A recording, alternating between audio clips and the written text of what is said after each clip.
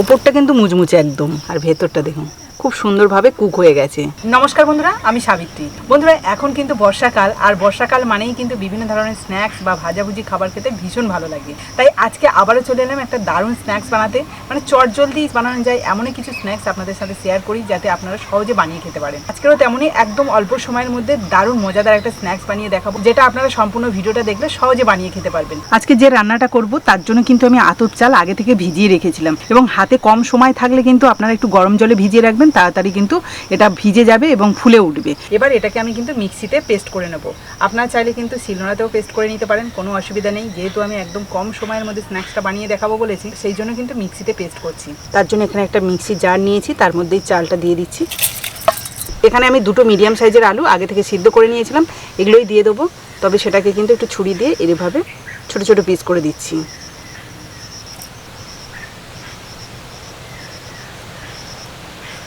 এর সাথে দিয়ে দিচ্ছি কয়েক টুকরো আদা। এই সমস্ত উপকরণকে ভালো করে পেস্ট করে নেব। এই দেখুন, একদম স্মুথ একটা ব্যাটার তৈরি করে নিলাম। শুধুমাত্র চাল আর আলু দিয়ে কিন্তু এত সুন্দর একটা মিশ্রণ তৈরি হয়েছে। চলুন এবার এই চাল আর আলুর পেস্টের মধ্যে কিছু উপকরণ মিশিয়ে নিই। প্রথমে দিয়ে দিচ্ছি এর মধ্যে শুকনো লঙ্কা কুচি, দিয়ে দিচ্ছি বেশ অনেকটা পরিমাণে কারি পাতা কুচি, আপনারা চাইলে কিন্তু ধনে পাতা কুচিও দিতে পারেন। দিয়ে দিচ্ছি হাফ চামচ সাদা জিরে, অল্প একটু হলুদ গুঁড়ো, স্বাদ মতো নুন, সামান্য একটু গরম মশলার গুঁড়ো, আর দিয়ে দিচ্ছি 1 চামচ বেসন। বেসনটা দিলে কিন্তু টেস্টটা আরও বেশি ভালো আসবে। এবার সমস্ত কিছু ভালো করে মিশিয়ে নেব।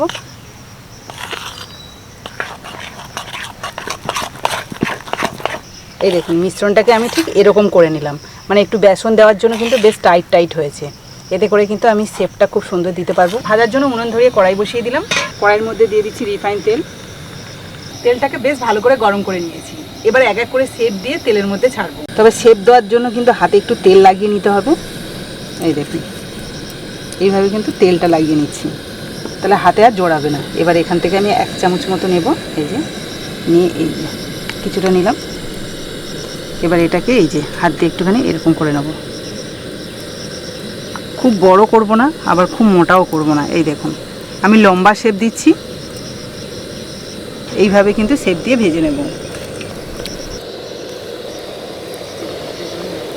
দেখুন, প্রথমবারে কিন্তু আমি এখানে 4টে দিয়েছি, হালকা কিন্তু কালারও চলে এসছে।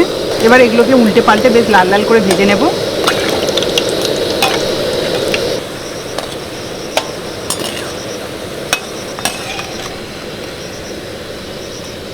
প্রথম 4টেকে দেখুন একদম লাল লাল করে ভেজে নিয়েছি, আর দেখতেও কি দারুণ হয়েছে। দেখুন, এর মধ্যে যেহেতু চাল আর আলু দেওয়া রয়েছে, তার জন্য কিন্তু এগুলো যেমন টেস্টি হবে তেমনই কিন্তু মুচমুচেও হবে। তো চলুন বাকিগুলো আমি একইভাবে ভেজে নিই। এগুলো বানাতে কিন্তু কোনো রকম ঝামেলাই হচ্ছে না। একটু হাত দিয়ে জাস্ট নাড়িয়ে নিলেই কিন্তু একটা লম্বা রোলের মতো সেভ হয়ে যাচ্ছে, মানে কিছুটা দেখতে কিন্তু পটলের মতো হচ্ছে। সেকেন্ড বারে দেখুন বেশ অনেকগুলো দিয়ে দিয়েছি, আর একটু নাড়িয়ে দিচ্ছি তেলটা যাতে সবার গায়ে সমানভাবে লাগে।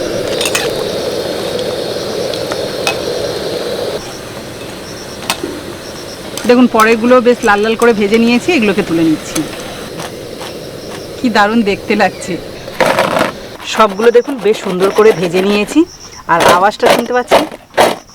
এবার আমি একটা ভেঙে দেখাচ্ছি আপনাদের। এই দেখুন, ওপরটা দেখেছেন কতটা মুচমুচে, আর ভেতরটা দেখুন খুব সুন্দরভাবে কুক হয়ে গেছে।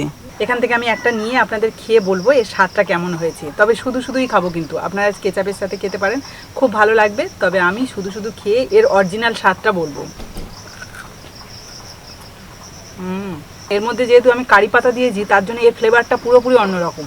এবার আপনি যদি ধনে পাতা দেন, তাহলে তার স্বাদ বা তার ফ্লেভার কিন্তু সম্পূর্ণ আলাদা থাকে। আমার কিন্তু কারি পাতার ফ্লেভারটা বেশ ভালো লাগে। তো বন্ধুরা, মাত্র 5 মিনিটের মধ্যে কিন্তু এরকম সুন্দর একটা স্ন্যাক্স বানিয়ে আপনাদের দেখালাম, যেটা দেখতে যেমন সুন্দর তেমনই কিন্তু খেতে দারুণ লেগেছে। তো আপনারা একবার হলেও এই বর্ষাকালে বানিয়ে খাবেন, খুব ভালো লাগবে। আর আজকের এই রেসিপিটা যদি আপনাদের ভালো লাগে, তাহলে প্লিজ একটা লাইক করে বন্ধুদের সাথে শেয়ার করবেন। আর যারা আমার নতুন বন্ধু আছেন, তারা যদি ইউটিউব থেকে দেখে থাকেন, তাহলে প্লিজ চ্যানেলটাকে সাবস্ক্রাইব করে রাখবেন। আর যারা ফেসবুক থেকে দেখছেন, তারা ফেসবুক পেজটাকে ফলো করে দেবেন, তাহলে এরকম নতুন নতুন ভিডিও প্রতিদিনই দেখতে পাবেন। তো চলুন আজকের মতো বিদায় নিই, পরের দিন আসবো আবার একটা নতুন ভিডিও নিয়ে। ততক্ষণে ভালো থাকবেন, সুস্থ থাকবেন।